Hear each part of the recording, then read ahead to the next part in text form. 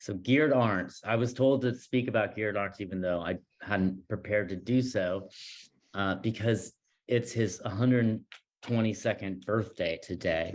Geert Arndt's is a fascinating figure. He was an artist associated with the KAPD.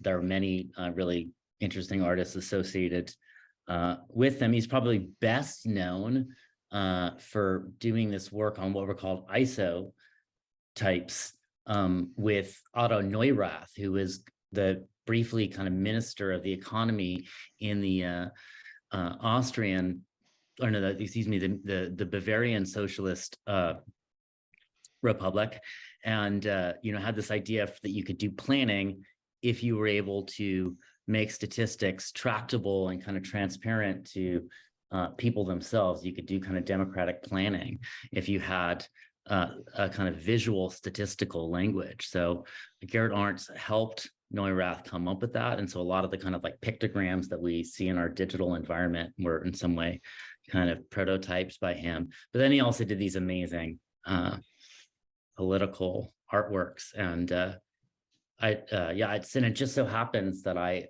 own a Geert Arndt's print. A friend of mine, we just bought Geert Arndt's prints together. He has actually one that might be cooler, but I'll show you mine, which is. This isn't a bit either. Like, actually, this is totally circumstantial. It's deeply appropriate for today. It's Burger Krieg. It's a kind of street battle scene. And it's a kind of story in miniature of the German Revolution. And you can see the workers and the tanks, and you can see kind of bourgeois society going on, and you can see someone painting a painting, and you can see the Freikorps doing awful things. And, you can see a lot of it. So, the one that my friend Diego has is a factory occupation, which is just incredibly stunning. This kind of incredible telegraphic composition. What's going on in the lower right-hand corner? At least our lower right-hand corner. Well, let's not. Yeah, actually, somebody's being. It's a kind of a rape scene, essentially. Yeah. Okay. It's pretty dark. Least inappropriate touching.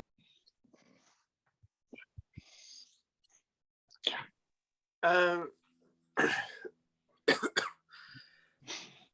it okay if I make a couple of brief comments on Arndt's? Sure. I love the Cologne progressives very, very much. I find interesting from a more formal perspective, tying into the whole isotype project and sort of the attempt to make some communist use of a more positivist leaning way of using information. That whole milieu turned the techniques of cubism and futurism with overlapping forms, extrapolating a single object from multiple angles, and so on. They turned that into a sort of a diagrammatic style that rendered people as empty machinic forms like robots, very much in keeping with some of the forms that were being used in Dada and related streams. So that in some of the prints and some of the paintings, you can actually see essentially a direct illustration of Marx's thesis about the factory being a machine that runs the worker. Like, there will actually be the central engine running the factory apparatus, and it'll have like a little belt running from a wheel out into the worker's head, running the worker's head, or running their arms. And then within that, they kept a sense of craft going, which is really interesting. You look at those prints, they look like they could have been made with vector graphics in Adobe Illustrator. Those are all woodcuts. Mm-hmm. And often the woodcuts would be, they were cut very, very finely, and then they would be printed, and then the woodcut itself would be painted.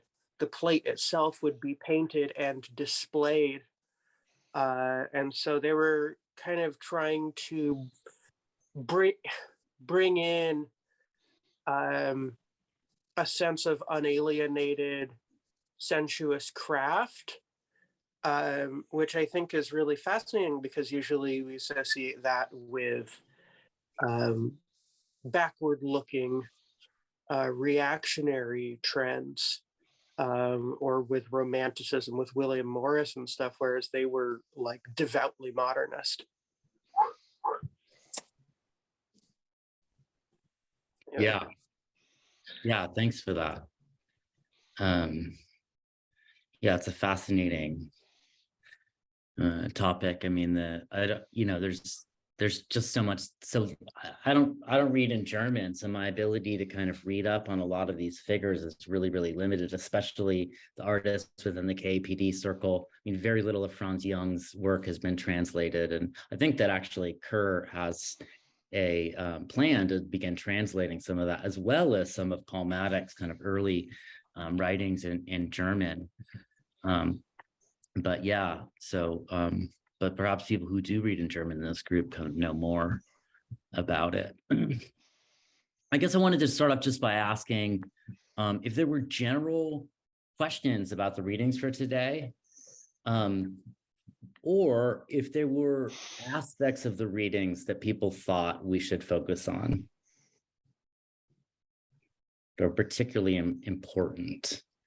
So just, I think it would be nice before I, start talking to get some indications from the group, and then maybe I can kind of edit on the fly. We'll have questions about the Dove, Max Hempel's speech, any of the, there's a lot of other. Nicola.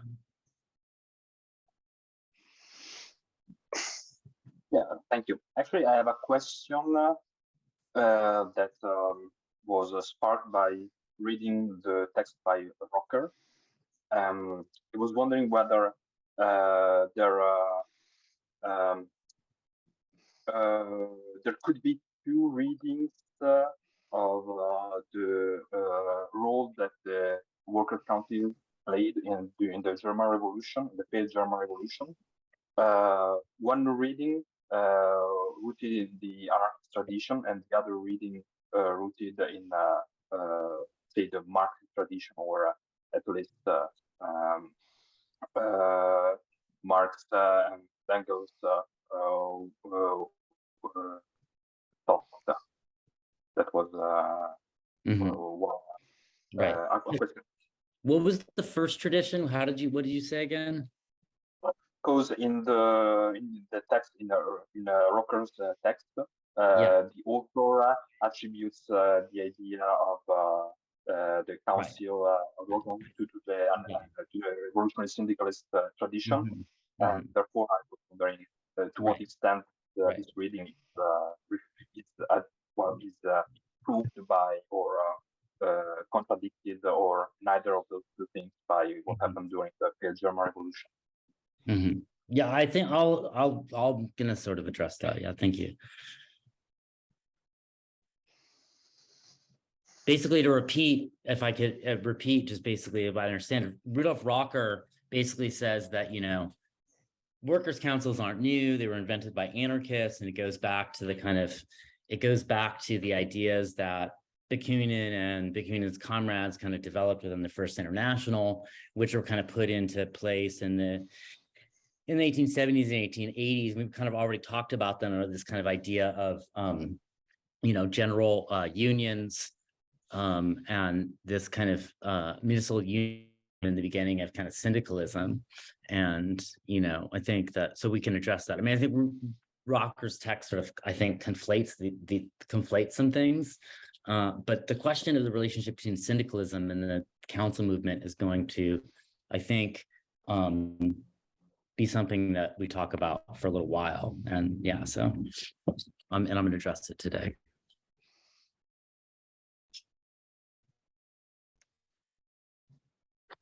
Philip? I mean, I figured. Go ahead. Chloe? Okay, so if revolution is a moment of truth, to borrow the wonderful title from last week's, what is the moment of truth between 1917 and 1923? One might be tempted to say something like the calling into the Fry Corps by Social Democrats, that Social Democrats betray when the iron hits the rail or whatever. But we can arguably say that in 1914, with the Zimmerwald moment, that's already been established. So it can't be a truth that's been out there and repeated. Something new is discovered in this moment. I'm just curious as to people's opinion as we go through and discuss it, what they think was new that came out of this whole incredibly complex 6-year period. That's a great question. What is the moment of truth? All I was going to say was, maybe you'll address this already, but connecting some of this tech to the concept of self-organization of the working class, because it seems like there's a lot of connections, but I'm just kind of curious if you at some point can kind of connect those concepts, if that was a term being used then, or when that term comes into use and how it's related to this lineage. Mm-hmm. Okay, yeah, that's a good question.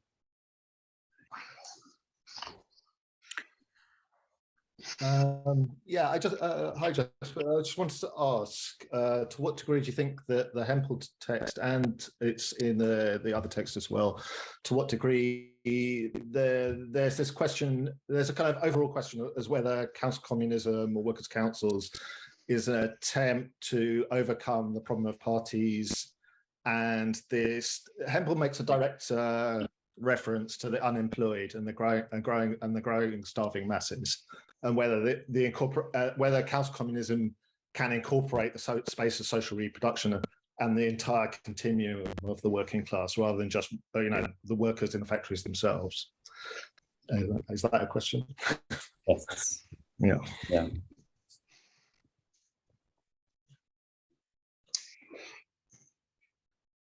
Well, should we move on?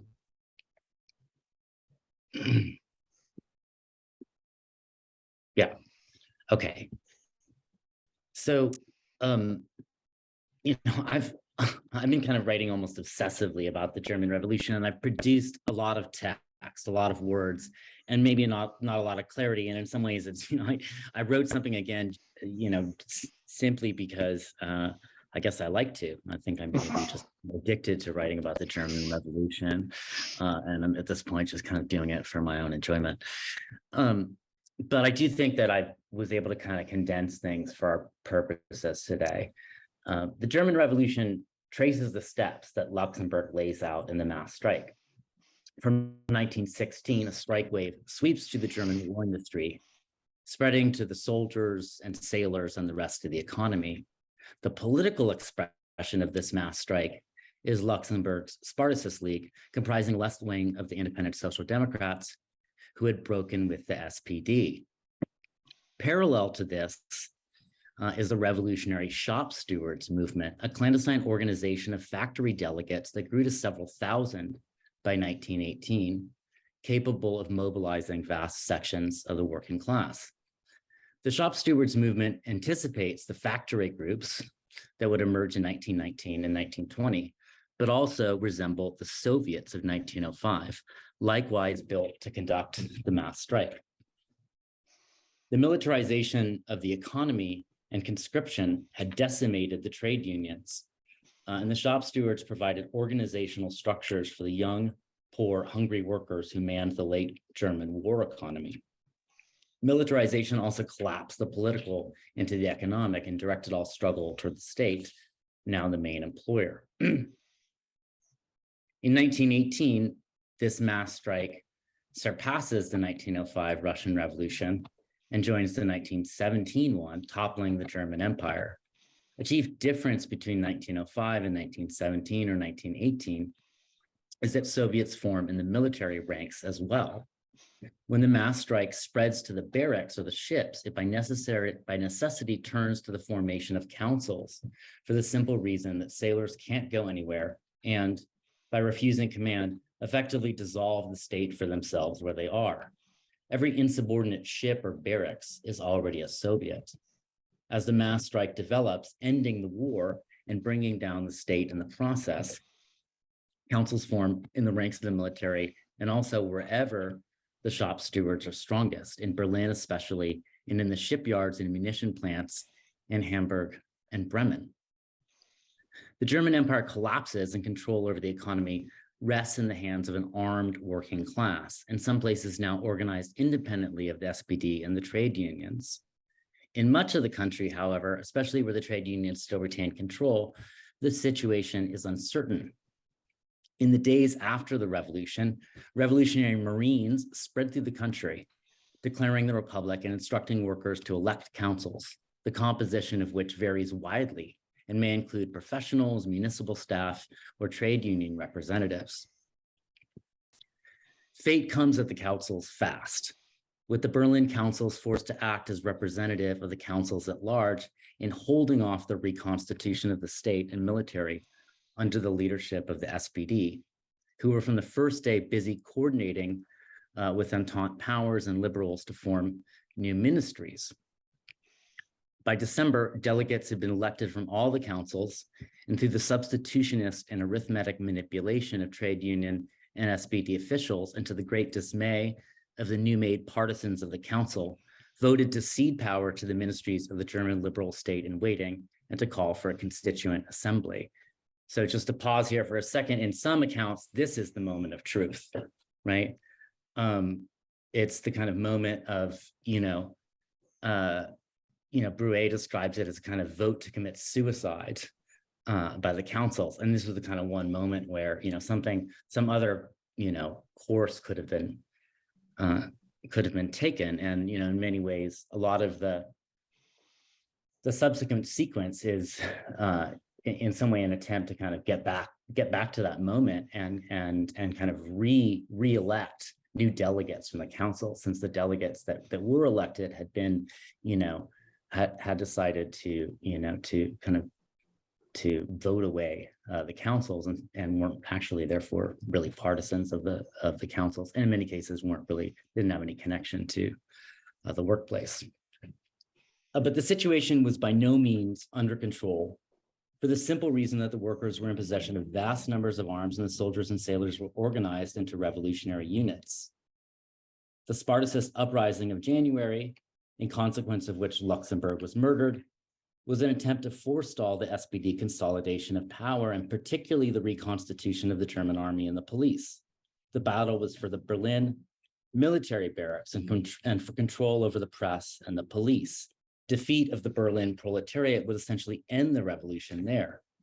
Elsewhere, however, the proletariat remained armed, especially in the Ruhr mining region, where in 1919 workers struck repeatedly to demand socialization of the industry and workers' control. The Ruhr uprising of 1920 developed from the organizational structures of 1919, and particularly the new factory groups like the anarchist FAUD. These factory groups, or Unionen, responded to the manipulation of the councils of the 1918 Congress by the trade unions by organizing parallel workplace organizations that were both political and economic at once, unitary organizations oriented toward revival of the councils and the creation of a councillor society. And so, yeah, it has to be said that just to speak to Rudolf Rocker's point, that at least the kind of factory group concept comes from the anarchists to some extent, but by no means the councils themselves. And the factory groups have to be seen as separate from the councils. And there, it's just a lot of confusion about these different things. The Ruhr uprising is probably the farthest the German Revolution went in producing communism. It is an example, a rare historical example, of a process of communization in its earliest days. The rapidity of its progress is astounding, inspiring, and a continual reminder of the uncountable, unpredictable powers of self-organization. In less than 24 hours, 100,000 proletarians armed themselves, disarmed the police and military, and lay claim to the central means of production of German industry, its coal, iron, and steelworks. They did so without pre-planning or coordination, forming armies that were not really armies in the sense that they lacked anything like a central command or discipline. This allowed, however, for pseudo-representatives to sign agreements with the state and army on their behalf. This was an army with divided objectives. In some places, workers wanted to establish councillor control and took steps to do so. In others, simply to prevent their massacre by the Freikorps and to restore the status quo ante. Dauvet locates the beginning of anti-fascism here, with the pro-democracy counter-revolution beating back the putsch, but ceding its autonomy, a kind of Spanish Civil War in miniature. One thing that is notable is the dislocating character of the armed units, which by necessity ranged widely across the terrain of the Ruhr Valley and were often disconnected from workplace organizations. They were thus put in the role of catalysts, calling for the election of new councils whose conditions they would determine. The theory of the KPD and Jan Appel begins here, I think. Organized communists appear to have played little role in the Ruhr Rising, except in crushing it. The KPD had not been formed. That would happen the next month in April. And the AAUD, the communist factory groups, would be formed in February. Appel says he was in the Ruhr then, and we know that the KPD sent him after it was formed to represent them in Moscow at the Second Congress of the Comintern, to which he arrived in true communist fashion by stealing a boat and maneuvering around the British blockade. The text which we are reading today is the speech he gave a year later when he returned to Moscow by legal means to represent the KPD at the third meeting of the Communist International, slowly before that group was expelled. At issue in that speech and at the meeting is the comportment of the KPD during the 1921 March action, which followed upon the Ruhr Rising by about a year. But the KPD and the KAPD expected a repeat of the Ruhr Rising, a spontaneous rising of the class in response to the threat of disarmament, which loomed throughout the year.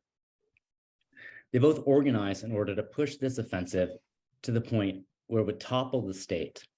But from there, they had very different ideas about how to organize. The March action was therefore the first action in which organized communists explicitly dedicated to councillor revolution participated. Both Karl Radek, who speaks for the Comintern, and Appel or Hempel, who speaks for the KPD, assess the March action similarly.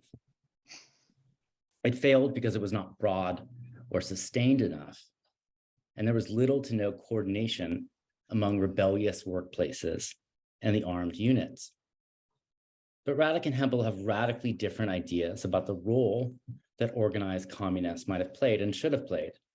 The speech which Appel gives is a reflection of the theory which informed that participation, a theory of the party, of organization, and of self-organization that is radically different than that of the Bolsheviks. Appel agrees with Radek that the Ruhr Rising and the March action failed for lack of organization, but draws a red line between the organizations of the old workers' movement, trade unions, parliamentary parties, and the organizational forms of the revolution itself, chiefly the councils. In Russia in Germany and Italy, Appel writes, the form of organization adopted by the fighting proletariat has been that of the Soviets. The old organizations of the working class, trade unions, parties, only sufficed for a period in which the working class struggled to improve its position within capitalism, but not to overcome it. When millions of workers declare for revolution, however, such mechanisms and the persons attached to them are by their very nature an impediment, and revolutionary workers will naturally seek other means. It is for that reason, Appel tells the Comintern, we declare that the workers must organize themselves in accordance with the self-same example which the revolution itself, in the course of its development, has shown us, and in which, when struggle is placed on the agenda, we communists should play the leading role. So I think that there is where self-organization emerges in the theory in relation to explicit organization. So, for that reason, we declare that the workers must organize themselves in accordance with the self-same example, which the revolution itself, in the course of its development, has shown us. That's to say, which organization should follow. You should be should follow the example of self-organization. So, and it's this kind of theory of, as I say, exemplification. The work of the Communist Party is exemplification. Communists learn from and lead by example. A council is not just a council, but in a revolutionary conjuncture, it is also a commune, the future form of communism made present in a fragment of now. It spreads through imitation and exemplification, through a spontaneous adoption whose contagiousness solves on its own some of the dilemmas posed by the Ruhr Rising. Winning the masses to the side of revolution was not enough, nor would the formation of a dedicated cadre of professional leaders be. Rather, the workers must be directly given the means by which to exert power. The party for Appel is neither a quantitative form, swelling with an influx of the masses, or a qualitative one, deepening with discipline, but a catalyst, a transitional and vanishing mediator that gives way to direct workers' power. The goal of the KAPD then, as it distinguished itself from the Spartacists and the KPD, was strictly the revitalization of councillor power and the destruction of all those who stood in its way, specifically the SPD-affiliated trade unions, who by the end of 1919 had locked themselves into the delegate structure of the councils. To this end, militants in the KPD focused on the formation of the factory groups, structures parallel to the council, but oriented toward them, that might agitate for councillor power, both within and beyond the councils. Rather than seek to organize above the councils, communists should organize alongside them.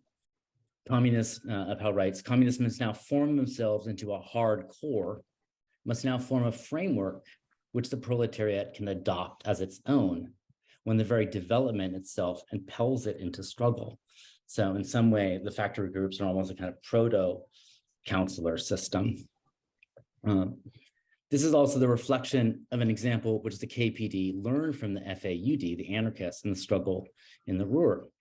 This notion of the party of communists as framework is markedly different from that of Luxemburg or the Bolsheviks, for whom the party is an educator or leader. Here it is simply a framework, like the factory groups, a model of a structure like the councils, which the proletariat not only can take up, but in fact must take up, because the trade unions will no longer provide a structure adequate to promote those struggles.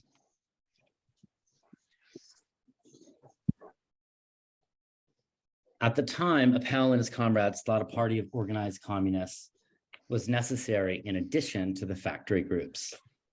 This is because he recognized the centrality of struggles among the unemployed, who would not find a revolutionary role within the factory at the work site, but who could be encouraged to organize themselves into unemployed councils directly and thereby join with workers' councils. The factory groups were open to any revolutionary workers, even unemployed ones, regardless of affiliation, as long as they agreed on the goal of communism. The party, on the other hand, required that adherents agree with its principles. The division between factory groups and parties split the difference between mass party and professional party. The factory groups were mass communist organizations, whereas the party took up particular positions and postures. For example, within the factory groups, there might be very different ideas about how to organize the councils during and after the revolution. And of course, there was disagreement about whether or not party was needed in addition to the factory groups, with some group of partisans of the councils outside of the KAPD from the beginning, and another leaving over disagreement on this point precisely and forming the AAUDE, which was the Allgemeine Arbeiter Union in Deutschland Einheitsorganisation, unitary organization. So it's almost like a double, it's a unitary organization, indicating that it was party and factory group all in one. And I think, even though Appel seems to have an idea of the specific roles that these, groups played, I think in practice, the factory groups often were party-like in some instances, as far as I could tell, especially after the kind of split happened. Appel and his comrades learned from the example of the Ruhr Rising and organized themselves in a form adequate to the energies they had encountered, a self-same example capable of acting as a catalyst for armed, self-organized councilor power. This party was of a very particular type, however, not the democratic centralist party that Mattick wanted. In Appel's party, each individual should be a fully developed communist, and he should be able to fulfill a leading role in whatever position he finds himself in, guided not by particular directives, but by the organization's program. At the same time, each communist could only negotiate with the unanimity of his comrades. Dove on the KPD here is useful. And I haven't bothered to make to change the kind of gender of the language here. And because I think that would be sort of foolish, as largely these were men. Each member knew what had to be done, and he did not join the KPD to follow orders and to be told what to do. Congresses and various kinds of general assemblies were quite frequent. There was no central committee invested with full powers for an indeterminate period of time. There was, on the one hand, a current affairs committee and also a central committee, which meant whenever important decisions had to be made, and unlike the same structure in other organizations, was on each occasion subject, for the most part, to re-election by the party districts and consisted of the standing administrative committee and the district delegates. One could say that the party line was constantly decided by the whole party, which manifested an enormous force in the KPD. It was only in order to recuperate this force that the Communist International tolerated the presence of this party, which never ceased to openly and violently attack the Communist International's opportunism. In the KPD, throughout its best period, that which Bordiga denominated as organic centralism was actually realized. That's to say, party members were capable of acting independently, but in concord with other members, in a kind of almost anticipation of the sort of social individuality that sort of Marx imagines as being central to communism.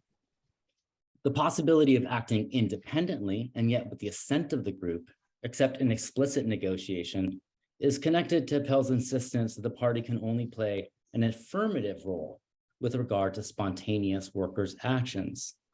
In the summer of 1920, as the Red Army cut a swath through Poland, the KPD resolved to sabotage the arms shipments which France and other Entente powers were sending through Germany to the Polish army. Had the Red Army not chosen to head toward Warsaw, it might have been mere miles from Germany. This is also kind of a strange, moment of truth or counterfactual. The KPD organized for insurrection in the areas where trains were passing, and then, as the time for our action neared, reversed course, attempting to call off what they had organized with a hasty publication. Certain groups went forward with it, declaring the council republic in small towns, and were then wiped out. Appel insisted it was wrong to call off the action. The role of the party can only be affirmative or neutral, not negative. Whereof it has fucked up, thereof it must remain silent. This is because, given its insistence on self-organization, on catalysis, it can only promote, not hinder, free action. The March action is the best place to see this theory at work, for there we see the effect of KAPD's affirmative, adventurist, but not vanguardist politics. The March action was part spontaneous, part planned, an action, not a rising. I mean, not planned in advance, but voluntaristic. No, that's probably the wrong word. Throughout 1920 and 1921, as the economic situation deteriorated, communists in the KPD and KPD were looking for the next insurrectionary moment, not wanting to miss their chance, as they had the year previously during the 1920 rising in the Ruhr.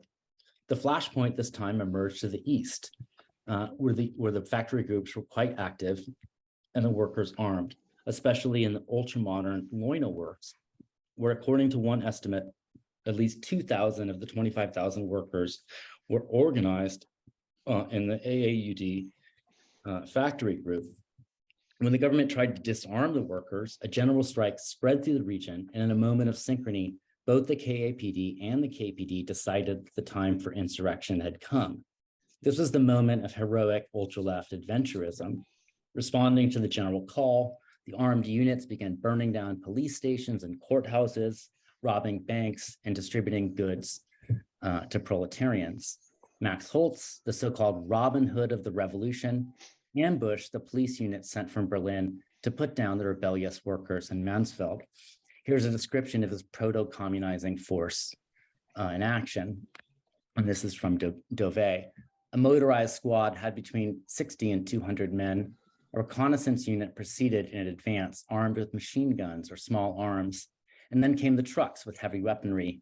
Then came the commander in his own car with a strong box, along with his secretary of the treasury. As a rear guard, another truck loaded with heavy guns followed behind. All of these vehicles were covered with red flags. Upon arriving in a town, supplies were requisitioned and post offices and banks looted. The general strike was proclaimed and largely paid for by the business owners.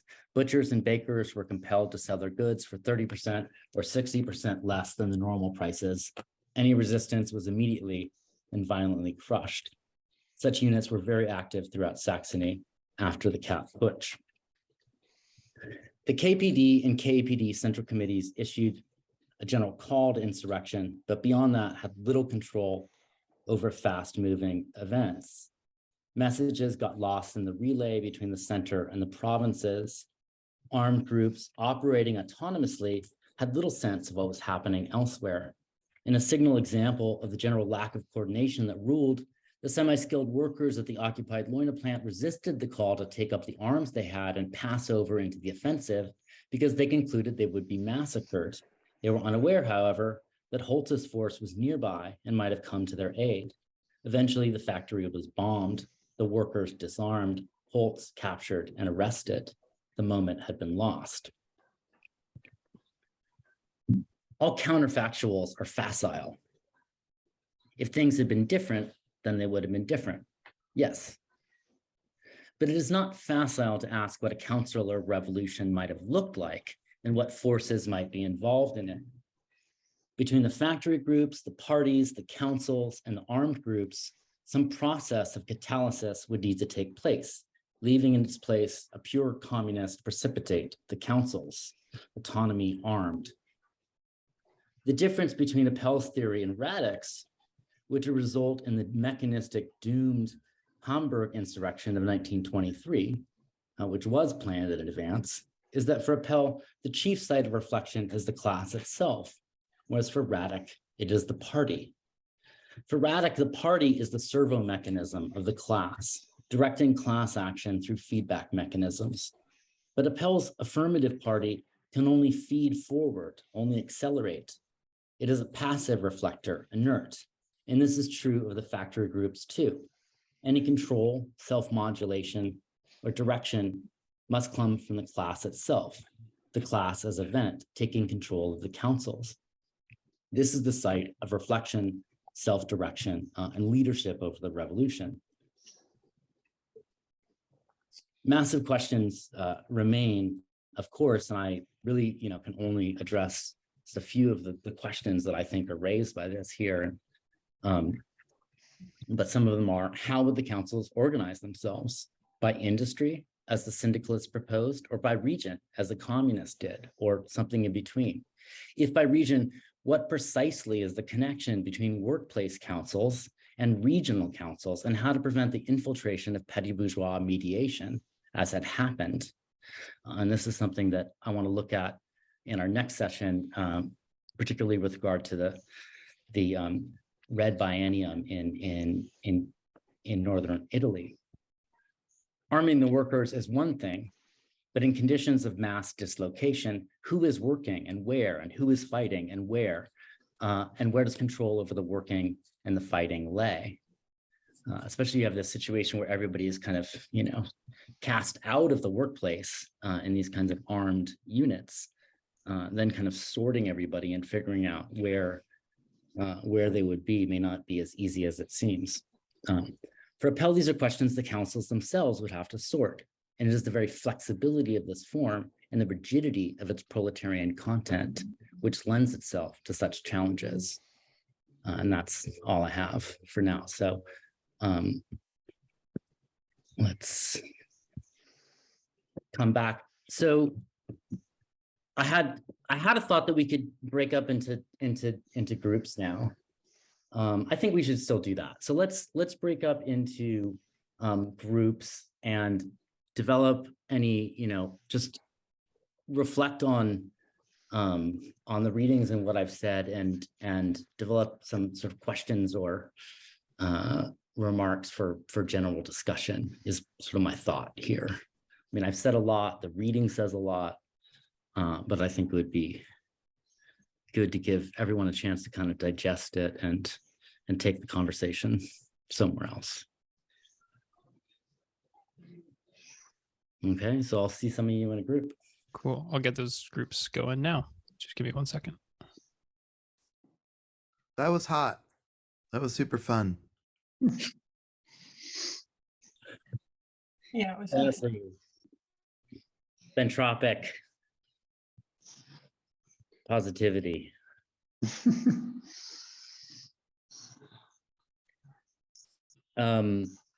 Okay, so I guess I would just be interested in having a general kind of discussion of what people talked about. And then I think we have about 20 minutes for that. And then we have a presentation to wrap things up on Pankhurst and kind of her ideas of the council. And I think, what we were talking about our group will kind of go right into that. So I'd just be interested to hear on what came up.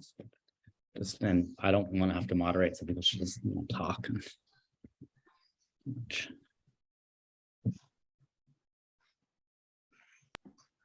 I'll go.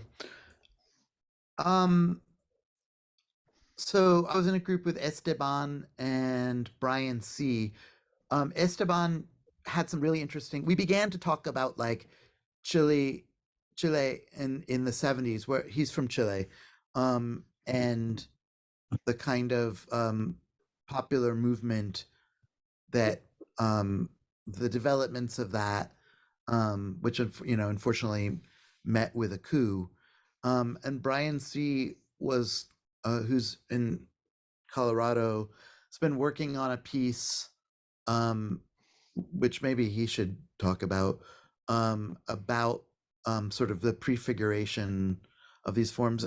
I guess we ended kind of getting into this discussion of like trying to figure out what the qualities are of the council that lend it to being sort of constraining in potentially positive ways, but like open in a way that like a party bureaucracy might not be, if it does have sort of superior prefigurative potential for communization, like can we really specify what the qualities, essential or not, are to better understand? At least that was a question that was coming up for me. I'll leave it there. there's more to say, obviously. So I was with Red May, and we also talked about Chile in the 70s. And we ended up focusing on the question of the army and of the military, and of the fact that in Russia and Germany, the soldiers and sailors were either split in the German case or were majorly on the proletarian side, whereas in Chile they all went over to the right. Well, yeah, that's not quite the case. It's almost, but the key point is there were no soldiers' councils in Chile. They were equivalent of workers' councils, which are the cordones industriales. But in both Germany and in Russia, there were soldiers' councils and workers' councils, and the level of armament that they had was, even in Germany, was kind of equal to some degree to the army, and that they had heavy weapons too. In order to find an equivalent in Chile in '73, they would have had to have airplanes as well, which is what the Air Force had when they bombed the Moneda. So there was a belief at the time that these cordones were the basis of a winning strategy over that could have moved from essentially, I don't know, a social democratic government towards some kind of genuine socialist or communist government. But I think militarily, it tends to be it seems not to have really measured the correlation of forces, you know. Well, I'll report on I was with Callum and Andrew, I believe.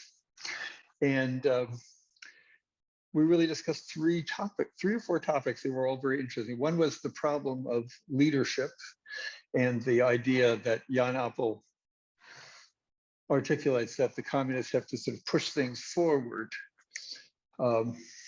And Colin pointed out that sometimes you might actually want people with some political intelligence to say, don't do that. That's really a stupid idea. And I said that at the same time, I'd been thinking that in my personal experience, the members of the political groups rarely had anything useful to say about what to do next. And they were mostly involved with trying to push the ideas that they had had for years, which were mostly bad ideas.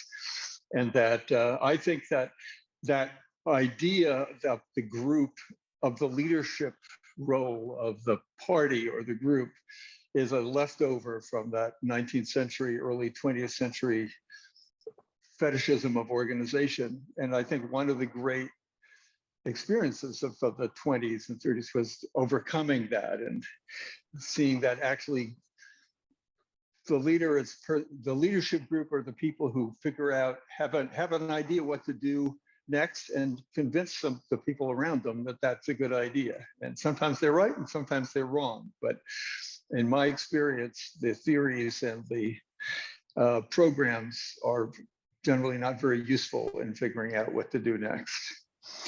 And then there was Andrew also brought up very interesting questions about, and we're talking about the differences between now and then, that one of the problems with the March action was that the difficulty of coordination, that even in the Ruhr, he said, which is sort of one very concentrated industrial area, there was you would have an uprising in one place and 2 towns away, people wouldn't know what was going on. And we were talking about how different that is now, that with modern media of communication, that, you know, I was saying that when the revolution began, the sailors had to, get off the ship, get in the boat, come to the land, say, we have made a mutiny. Then they had to steal a train. They had to go to another city on the train and get out and say, hey, there's a revolution in Berlin. And, it's a very clunky way of social organization and how radically different. Then Colin made a very interesting point that one of the bases for communication and for spontaneity that existed in Germany at the time of the revolution, which really doesn't exist anymore, was that you had this giant social democratic culture, and that you had, a couple million people who thought of themselves vaguely as socialists and who were tied to each other by bonds of singing societies and sports clubs and being in the party, and that even though they had to rebel against the party, that is sort of a basis for spontaneous action was laid in this sort of general connectedness that people felt as members of a working class, and that they were all in some way or another socialists. And that too, this is a specific problem that we have now, which is not to have that sort of background. Anyway, they discussed also, people brought up all sorts of very interesting things, but those are the, maybe you'll want to mention some of the others. And you may even want to talk, Colin, about the campaign about not paying electric bills, which seems to me a fascinating example of all of these, both sort of strengths and weaknesses and problems of communication and political organization. So what's an interesting, I found it a very interesting discussion. Yeah, maybe I could just say a word about the non-payment campaign. I thought about that kind of following on from this issue of the sailors having to steal trains and go around delivering messages about this manually. Because in the non-payment campaign here, people have been using WhatsApp groups to kind of coordinate spreading the non-payment, like the bill strike, which, is an example where you see there's this kind of development in information and communications technology that then kind of facilitates an ease of communication that was absolutely not present for the German revolutionaries. But at the same time, there's this like intense also social fragmentation where, with some of these WhatsApp groups, you can get like hundreds of people in there, but nobody talks, nobody knows each other, everybody's a stranger to one another. There's kind of like no real relationship there whatsoever. And even though there's this kind of technical capacity for communication, there's no real kind of relationships or, for many people, there's no direct experience of struggle either. So like many people are in these groups, and like a lot of people, they've just got no idea what to do. They've never done anything like this before. They've got no sense of direction, no reference points or experience. And, the kind of technological developments help on one side of it, but there's this clearly like this massive social dimension of it as well, which is the other side that in terms of coordination, there needs to be some way of addressing that, that side of the problem too.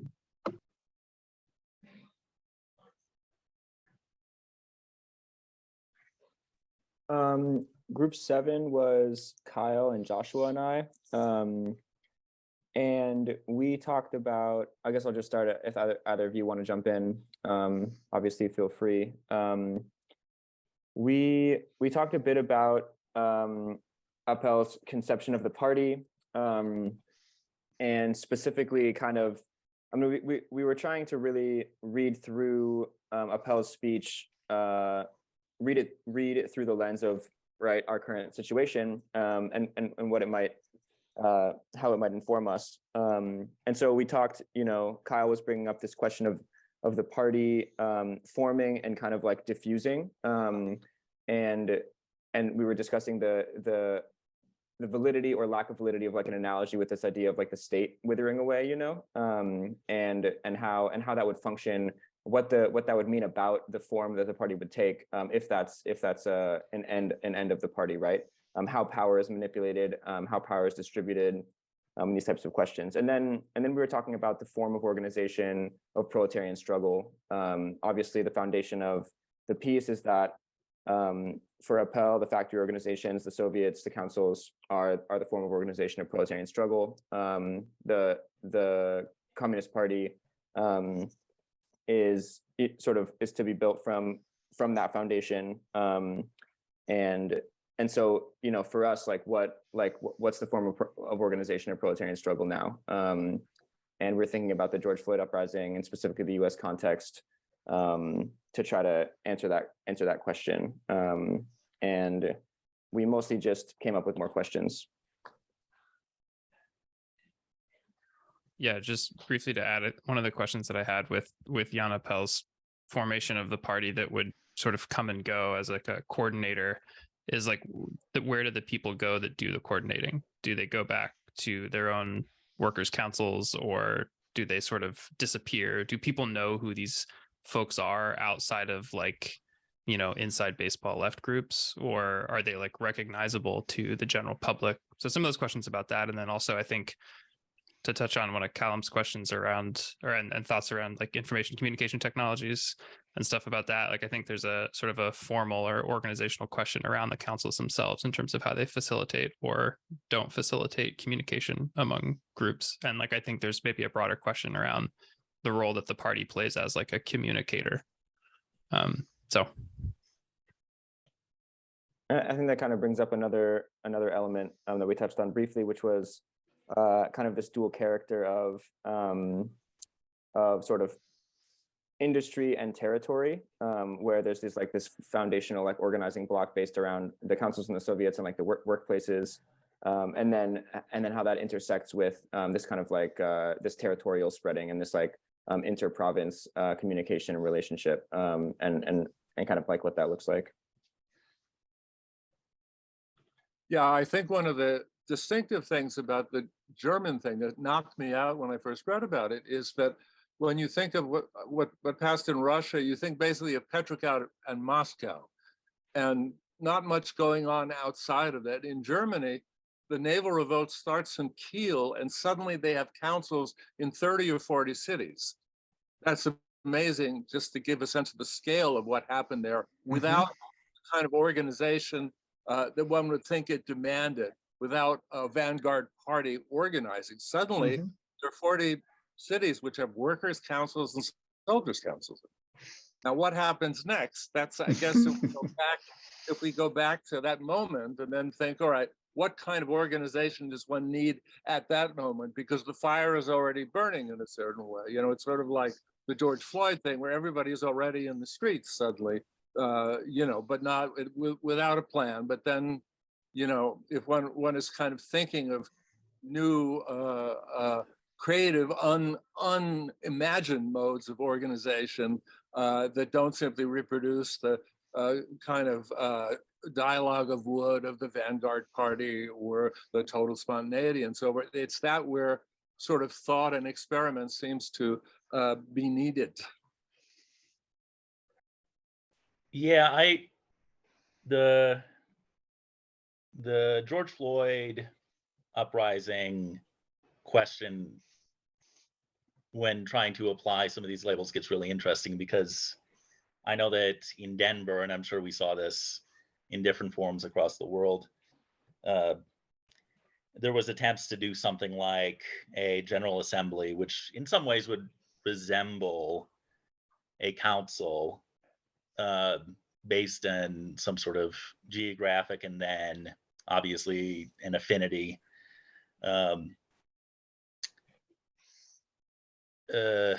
And, you know, in the context of active conflict with the state, and especially with police, that sort of thing's really untenable, right? Like, any sort of coordination with faces or names was a really valuable tool for counterinsurgency, right? So it's hard to cop out. Maybe to speak for a bit on my group, it was group 2. It was me, Nicola, Cheryl, and Straub.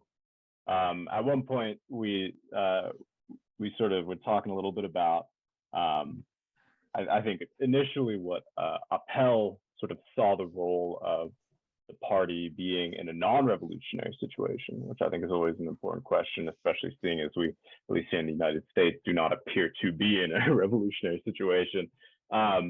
And then later, and this sort of connection wasn't fully fleshed out when we were meeting, but later Cheryl was sort of talking about an experience at like a local library of hers where there was, this sort of conflict, and in the process of, mediation and working through it, there were some, proposals that came up with, but obviously the ones that the administration ends up taking are never the coolest ones.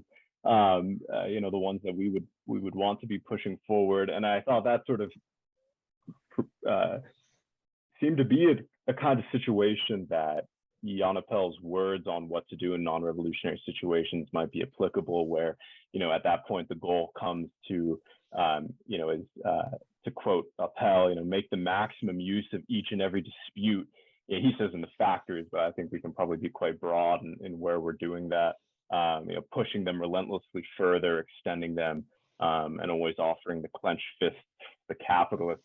So I thought that was also quite important, just to think about, because it's not always the George Floyd uprising or a riot, or we're not always taken to the street, and maybe it's what we do in the non-revolutionary situations that makes that kind of self-organization so so revolutionary in the revolutionary situation. I would bring up, it's easy to dismiss these small situations, and I think there's some real truth to the traditional idea among left communists that before you're in a revolutionary situation, in a certain sense, there's nothing pro-revolutionary really to be done other than sort of keeping the flame burning any way that you can. But as far as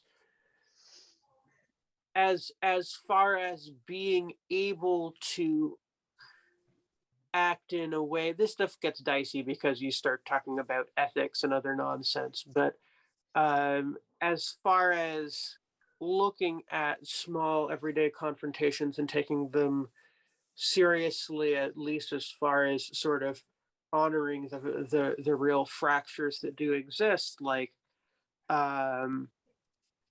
like I've had to I'm going back to community college to get some work training, and to get my disability accommodations have ended up having to fight for a full semester just to get basic accommodations. And it turned out that one of the basic blocks in my way was the teachers union, who had decided that they needed to block the kind of accommodation that I needed because it would put too much stress on the teachers, when it's pretty obvious that that means that the teachers need more assistance. There need to be more people, So they had set up this false opposition of either teachers or disabled students, and their teachers union, so they chose the teachers. And one kind of wonders, like, yeah, obviously there's no revolutionary situation in a moment like that, but what can one do other than just be like, well, that sucks, that's it? Like, I don't know, start handing out leaflets about the German Revolution at the at the teachers union. Anything that you can obviously come up with seems pretty absurd, and yet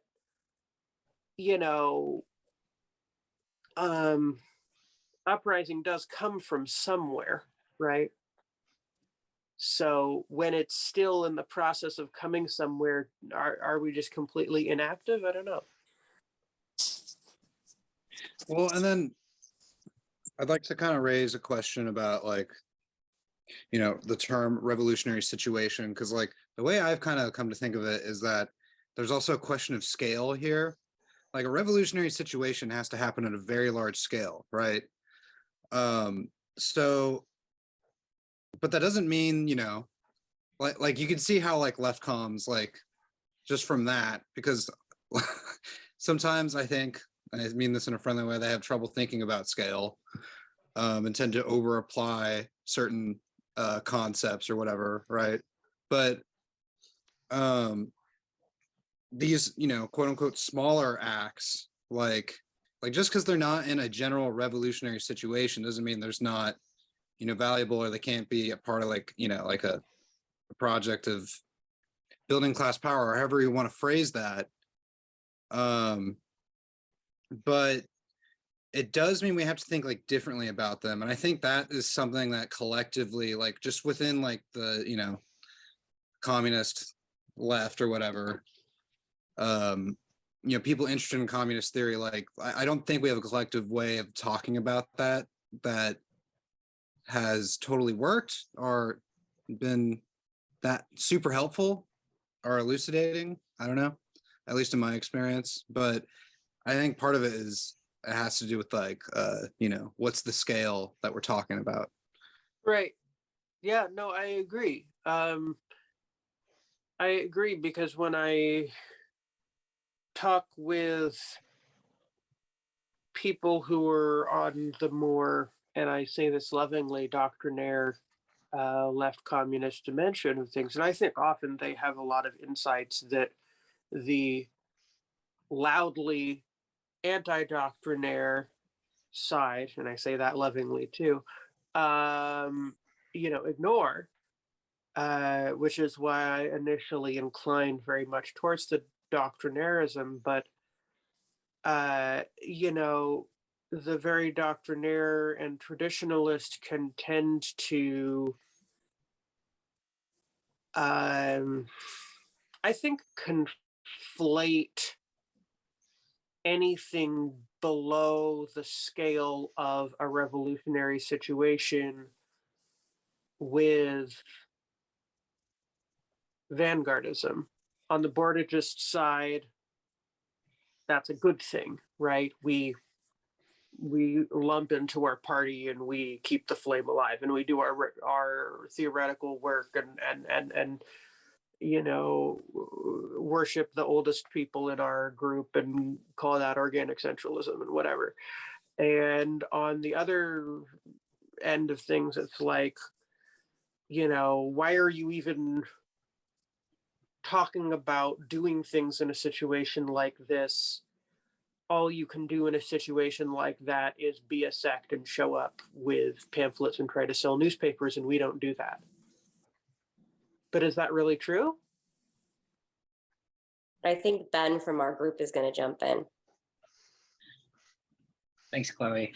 So we're, I think, breakout 3, Chloe and Diane. I think our conversation was in sync with a lot of other conversations. And I think one of the things that we really maybe landed on, though didn't get to discuss quite enough, was the kind of historical gap between the sort of life situation of the Council of Communists and the German Revolution to our own, which I think is a theme that's going on here, and how to sort of develop the relationships necessary for self-organizing. And I guess one of the ways to think about that would be, and to kind of call back to Jasper's presentation, would be that sort of question of workplace, region. What are the relationships that bring people together, where they organize themselves? And I think that speaks to a lot of the things that other folks have talked about. And then that kind of came out of conversations around Appel's discussion of the role of the party, and the idea of the fully developed communist. A little bit of it was, where does the fully developed communist come from, I guess? And oh my God, be in such a place that they can then sort of perform the role of affirming, and you know, and I should say, this was my own thing. You know, I really like that portion of the speech. but then get really kind of anxious about the point where it sort of turns to disciplining and expulsion.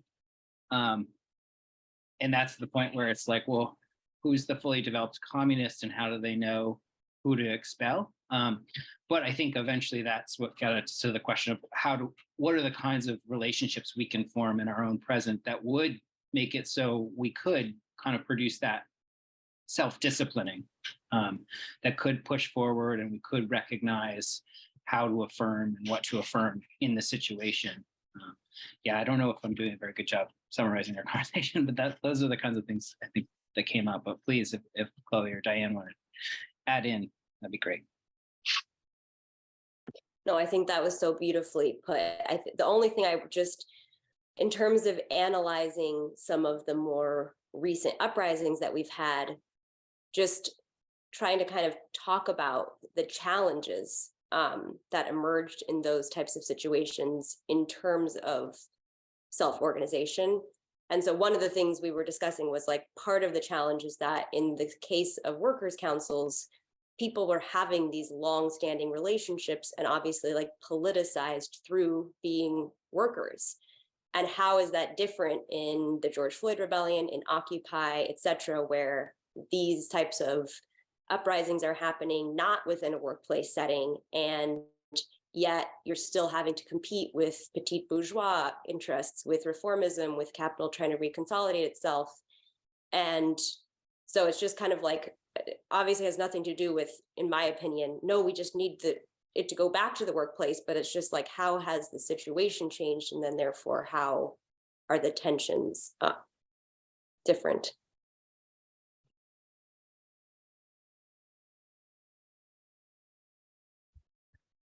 That's great. Yeah, I think we'll probably wrap this part of the discussion up here and then maybe shift gears to the last bit here. Does that sound good? All right.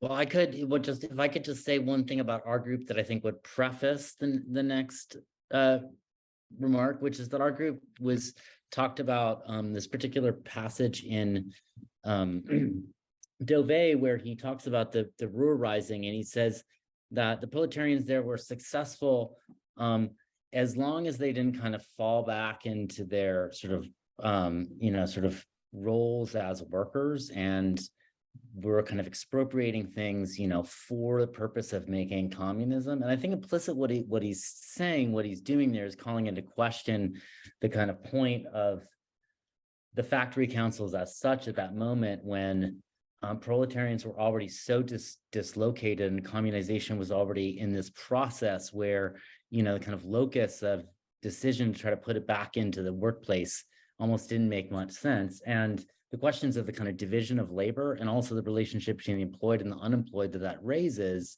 when you have so many people who are sort of out of work or, newly demobilized or have a precarious relation. I think, Dove is calling into question the point of having the councils be workers' councils as such. And that kind of anticipates the communization critique. But I think that then, the Pankhurst text that we had as an optional thing today address that issue in a really interesting way. So maybe turning it over to Callum. Yeah, thank you. That was a great segue into it. I think also some of the stuff that Anya was saying earlier about what to do as a revolutionary group in potentially non-revolutionary times is pretty relevant for this as well. Like earlier we were hearing Appel's ideas about the Communist Party having these kind of tasks of exemplification and imitation. And I think in some ways this is a bit of a cautionary tale about that on some level as well. But I'm gonna say something brief about Pankhurst's background and then talk about the kind of development of the revolutionary group that she was a part of in Britain. So this will kind of, I guess, like run parallel to events in Germany. So Sylvia Pankhurst was born in the early 1880s in Manchester to middle-class socialist parents, Richard and Emmeline Pankhurst. And her parents were well connected in the British left and were involved in co-founding both the National Society for Women's Suffrage and the Independent Labour Party, which went on later to become the British Labour Party. So the Pankhurst family homes, initially in Manchester and then later in London, they played host to Britain's socialist intellectual circles, which included figures like Peter Kropotkin and also the communard Louise Michel, which I think is a nice connection because that links Pankhurst not only between the second and third sessions, but back to the first as well. So between 1903 and 1914, so when Sylvia was between 21 and 32, she organized with her mother and sisters Christabel and Adela in the Women's Social and Political Union, the WSPU, which was at that time Britain's most prominent organization campaigning for women's suffrage, and it was led by her mum, Emmeline Pankhurst. And the WSPU were infamous for their militant tactics. So that included like letter bombing campaigns, arson attacks, violent demonstrations, hunger strikes. There was a brief moment where they regularly took meat cleavers into art galleries and chopped up oil paintings as part of the campaign. But kind of unsurprisingly, during these years, the WSPU members, including the Pankhursts, were constantly in and out of prison. Eventually, her mother and sister Christabel went underground and moved into hiding in France, where they directed the campaign from abroad. But with Sylvia, at the same time she was kind of in and out of prison, her organising became firmly rooted in East London's working class dockside. So in contrast to her mother and sister, Christabel, who prioritised recruiting wealthy, respectable society women, Sylvia built a working class base among women in the city sweatshops and laundries.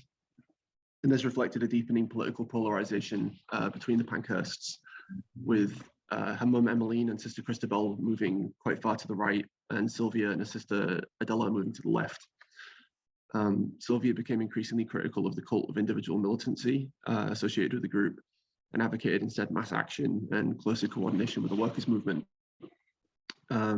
And by 1914, with the outbreak of the war, these tensions became completely irreconcilable, and Sylvia split to found the East London Federation of Suffragettes and its paper, which was initially titled The Women's Dreadnought.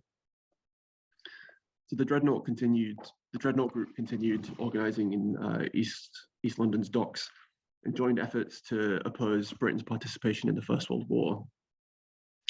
And kind of on this basis, the Dreadnought group were initially enthusiastic supporters of the February Revolution in Russia, on the basis of this kind of policy of a peace settlement, and also the model of democratic participation modeled by the Constituent Assembly. But as the revolution developed, they were won over to the Bolsheviks' platform against the war. And then the Soviet insurrection in October led the Dreadnought group to a complete break with electoral politics, at which point they were converted to the left communist wing of the international workers' movement. And from this point, having been an organization that was previously kind of primarily oriented towards the expansion of suffrage, from this point on until their dissolution, they would struggle consistently for the abolition of parliamentary democracy and the transferable power to the Soviets. So now, with the kind of inauguration of the Dreadnought group's like left communist period, that can really be divided into two parts. The first is 1917 to 1921, and then 1921 until their dissolution in 1924, which basically tracks the kind of like ascendant and then declining period of British class struggle, at least in the kind of immediate post-war period.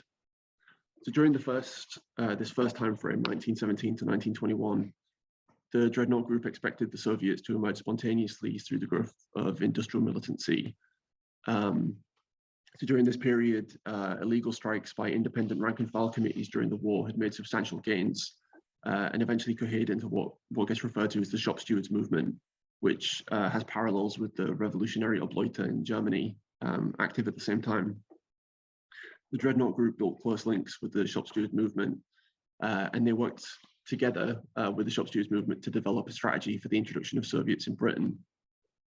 Around this time, Pankhurst also traveled through Germany, Holland, Italy, and Russia, making contacts with anti-parliamentary left communists on the continent, like Bordiger and Pankhurst and others. And on her travels, she also visited actually existing Soviets in Italy and Russia as well. And so Pankhurst and the Dreadnought Group concluded that Soviets were the communist means of organization, which implied that they didn't really see a kind of independent role for the party. And because there's not so many of their texts kind of generally available outside of the archive in the Netherlands, it's quite hard to get a sense of the kind of technical specifics of exactly how they understood the relationships between different kinds of revolutionary groups. But definitely by 1920, the Dreadnought Group clearly held what we could refer to as a unitary theory of organization. So for them, there was the revolutionary Soviets were equivalent or synonymous with the Revolutionary Party. Like a Soviet was basically the local branch of the party, and political and economic struggles would be unified. There. So Pankhurst recognized, however, that if these unitary organizations remained based on the workplace alone, that would exclude a large part of the working class. And so last session, we read Sergio Bologna's analysis of the German council movement, where he talks about this distinction between the technical composition of capital, kind of working class political composition. So, I mean, Pankhurst wasn't using this terminology, but I guess she kind of recognized that if you take the technical composition that capital imposes and you try and just directly translate that into political organization, you also directly translate all of those separations and the fragmentation of the class around the gender division of labor and other elements of the division of labor. They get carried through directly with that. And traditionally, the party had been conceived of as the means to overcome those separations by unifying all workers beyond these kind of sectional or workplace separations. And in a sense, that did remain the case for the Dreadnought Group, but only to the extent that they saw the Soviets as being the local organizational bodies of the party. But what they advocated was an expansion of what a Soviet could mean or who could be represented there. It remained only workers. Anybody who employed anybody else was definitionally excluded from representation in Soviets. But they developed this idea of social Soviets, which included things like household Soviets, which would be composed of housewives and domestic workers, education Soviets, healthcare Soviets. And the idea was that these were bodies which would kind of, through their proliferation, basically draw in all parts of the working class to be unified in the struggle. And I think it's really interesting that in a shop stewards conference in 1920, the conference voted to endorse the social Soviets as being the kind of the framework that the British rank and file movement would adopt for the propagation of communism in Britain. But on one level, this also reflected the destabilization of the shop stewards movement at this point, because after this period of kind of ascendant militancy during the war, during which time the state basically conceded almost anything that was demanded from the economic struggles that were developing, the concessions that they gained kind of fueled the movement, but at the same time really contained it within a kind of quite narrow economic dimension. But by 1920, 1921, there was a really powerful employers' counteroffensive that had begun to basically just like decimate employment within the engineering and munitions factories where the shop stewards had their main industrial stronghold. And so as many of the shop stewards lost their jobs and their kind of strongholds were beginning to decline, they one reason they were interested in the social Soviets was because of a hope that would revitalize the movement and kind of establish a broader base of unity among workers that previously hadn't been involved. But it didn't work out this way. And the employees' offensive in 1921 was devastatingly effective. Towards the beginning of the year in April, there was an attempt to launch a defensive general strike, which was supposed to be led by what gets referred to as the Triple Alliance between miners, rail workers, and dockers. However, this immediately fractured under pressure on a day that has kind of gone down in British socialist history as Black Friday because of this grievous betrayal of the principle of socialist unity. Basically, like the workers' movement got completely smashed. The shop stewards never recovered. And that brings us into the kind of second period of the Dreadnought Group's existence, 1921 to 1924. Because after the relatively easy defeat of the workers' movement in Britain in 1921, this reignited debates over industrial strategy and trade union organization. And this kind of led to two main tendencies.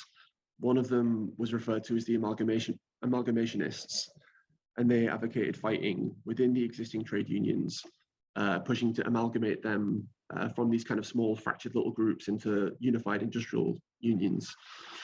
But then on the other side, there were dual unionists who argued that the existing unions were irredeemable and the only path was to build new industrial unions from scratch. So the Dreadnought Group sided with the dual unionists and announced the formation of the All Workers Revolutionary Union, which was modeled on the German Allgemeine Arbeiterunion and Deutschland Einheitsorganisation. So now, instead of expecting Soviets to emerge spontaneously through the growth of industrial militancy, the Dreadnought Group now aimed to build Soviets on a basically mechanical basis through the expansion of the members of their union organization. And on top of that, membership of the All Workers Revolutionary Union was conditional on adherence to the kind of full revolutionary program of the Dreadnought Group, which kind of retained this kind of like full revolutionary maximalism inspired a lot by the KAPD, but this found basically no response whatsoever among Britain's demoralized and fragmented working class. And the only other kind of prominent left communist group active in Britain at this time, the Anti-Parliamentary Communist Federation, would regularly ridicule the Dreadnought Group around this time for trying to build a revolutionary organization in their view, complete absence of revolutionaries among the class. They thought this was a ridiculous idea and people needed to focus on propaganda work until there were enough revolutionaries to build a viable revolutionary organization. But basically in 1920, kind of like around the peak of this wave of industrial militancy, the Dreadnought Group had about 600 members dispersed between about 30 branches around the country. But by 1922, just 2 years later, after the collapse of the shop stewards movement and the failure of the general strike, that the number of branches had collapsed from more than 30 to just 4. And the Dreadnought Group sadly held on for about another 2 years after this point, growing increasingly marginalized, and then in 1924 made the decision to dissolve. So the Dreadnought Group basically adopted almost wholesale the kind of organizational principles and orientation of the German left communists. However, then they attempted to apply them in a substantially different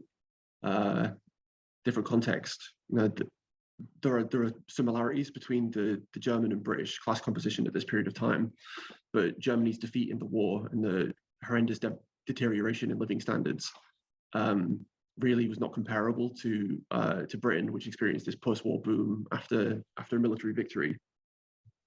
A big part of the left communist perspective was conditioned on workers confronting their existing organizations as a barrier to the realization of their interests. Like Appel talks about this explicitly in his report to the Comintern.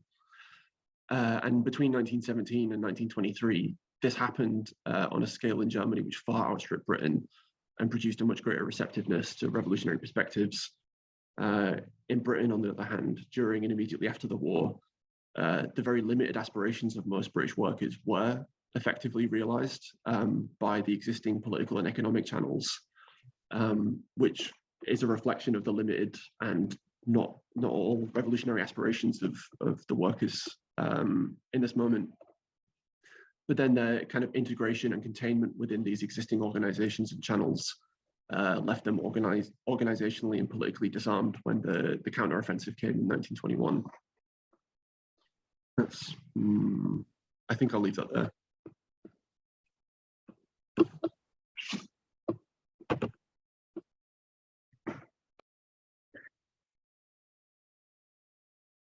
That was excellent. Maybe we could just leave a little bit of time for a few questions or remarks, but then and since we don't have that much time, I don't want to keep but I don't want to also just say, okay, bye. I thought that was excellent. And really, I think there's, caps things off nicely, but perhaps you'll have some questions or remarks want to add to how it kind of filled out the session. One question I had that was super interesting. Thank you. Is Sylvia Pankhurst also was like an anti-imperialist who like ended up moving to Ethiopia and like passed away there. I was wondering if you could talk about I guess like internationalism a little bit, or like how the struggles that you talked about relate to her internationalism and how that relates to what we talked about earlier today, or anyone really can jump in on that.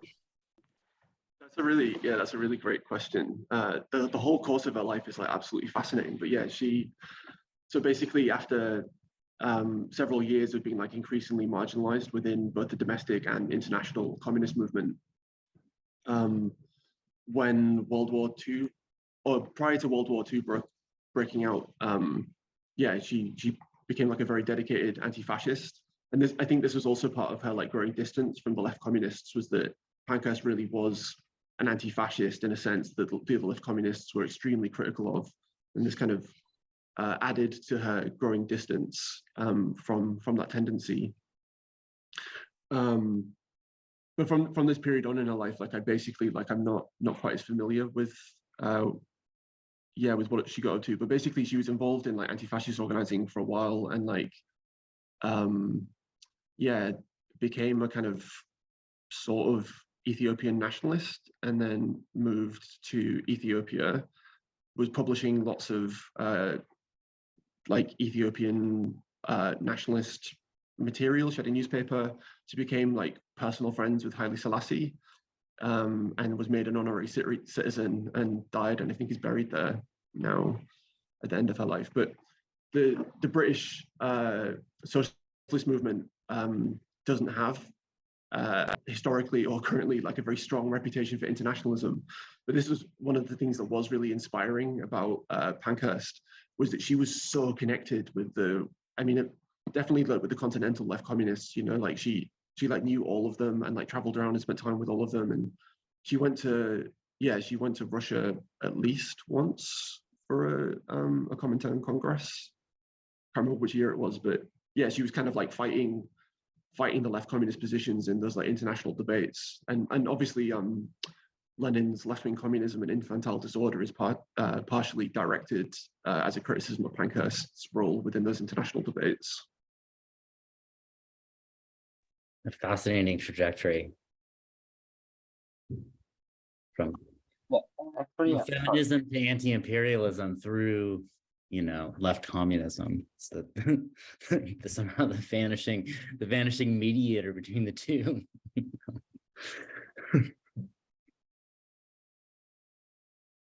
Yeah, go ahead, Nicola. Thank you. Thank you, Count, for the presentation.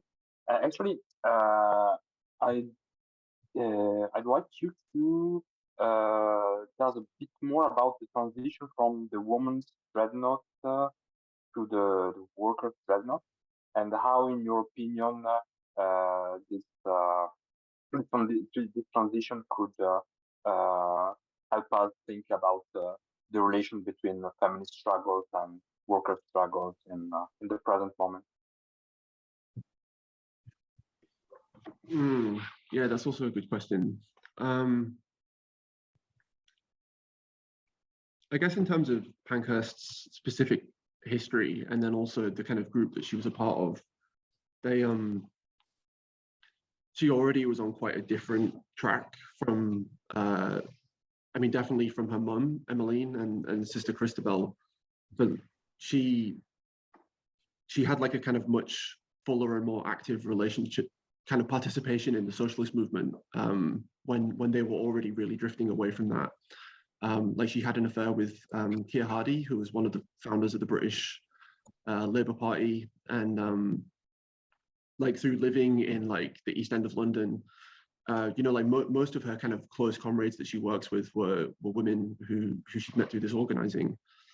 But it basically, it was like really clear from the beginning that changes in the conditions of like women was not going to happen without like a much broader social transformation. And also clearly the conditions of working class women, you know, there was like there were class-based issues there that couldn't be reduced solely to getting the vote for women. Like that was clearly not going to address these things. And I think as time went on and like the deeper and deeper her like involvement became within these working class districts, you know, there was this recognition that it was going to take kind of revolutionary organization to address these problems, and the vote was going to be inadequate. And yeah, I mean, what like the Soviet insurrection in October in 1917, that really provided the framework of an alternative that really pushed a lot of that forward. But you know, it's really interesting as well because that kind of movement into left communism was also something that was quite controversial within people that she had long-standing relationships with, you know, who were like also socialists who she had who like lived with and worked with like organizing in the docks. Because you know, the pages of the Women's Dreadnought, which later became the Workers' Dreadnought, it became filled with all of these international debates, you know, and like translations of like texts from like Holland and Germany and Italy. But also it kind of, as that was happening, was drifting away from what was previously like a lot of kind of like proto-workers inquiry. You know, they would like ask lots of questions to workers in the areas, and workers would like send in reports of their housing conditions or their working conditions and like life experiences. And a lot of that stuff really receded as this kind of like international left communism began to fill up the pages of the newspaper. And, you know, many of her friends basically felt that she kind of got lost in all of that stuff and actually left behind the kind of like day-to-day elements of struggle and the kind of like living experience of working class women on the docks. Yeah, I'm not sure that I have anything more articulate to say about that right now.